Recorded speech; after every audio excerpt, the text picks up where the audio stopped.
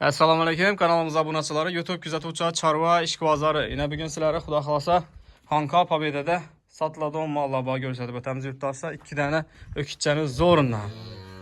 Yine. Duruşlarına qaranlar. Maşallah, canavarlar. Niyət bakada onda əsələr xudo xolasa. Bugünkü sənəmiz 21 may sənəsinə görə videonu alıb durubmuz. Canavar Xo'p, vesaram 600 kilo yakın, lekin hala dish buzmagan. 16 aylık narsasi, metala gibrid canavar. Chistin o'zi emas, lekin gibridligi bor. Xo'p. Görüp kuzatib, albatta birdan like-ni bosib, obuna bo'lib bizani kuzatishda davom etaverasizlar. Qaranglar jonivorni. Ras baqadoyina degan xudo xolsa. Hali dish buzmagan.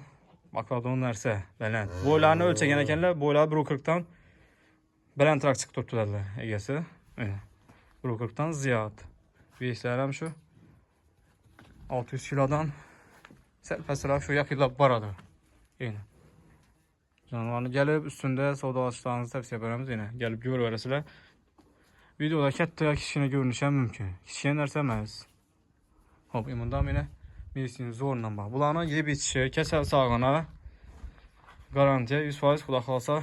Hop, dastavçıları Xorazm Karakalpak boyunca bak. Müzik yapmıyor mu Buğra belent nerse. Bunun arka 38 milyon son üstünde azmaz hayır buladı gerçek belledi. İmanda yine. Canımızı mesleğini zorlarından canavar. Bakladım. Ban diş kızmagan hali. Arkalarım. Yaxşı haydi. Ras alıp Novaga baylap taşap. Bakaverəsilər xuda xolasa. Xivalı ağalarımız var adı məndən. Şimdi bakladım o küçələrini sonra bir gün. Şu yine sizlər üçün xuda xolasa. Çıxsa aytınlarda bir gün. Xivalı buratlar var adı. Yine sizlər üçün xuda xolasa bakladım nərsə. Pulu 20 milyon son üstündə azmaz xayrı boladı və gəlişib bərlədi.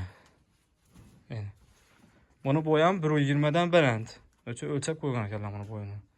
Videoda kətdə gördük, kiçi gördük demişlər. Yine şuna qarab bir suyunu satıb gələ verəsilər. Xo'p, yine hurmatli kuzatuvchilar, shu bilan videolarimizni yakunlaymiz. Sog'liklar, omon bo'linglar. Hamma ishlarni omad, chorvasini baraka bersin. Shunday narsalarni boqish hammaga nasib etsin.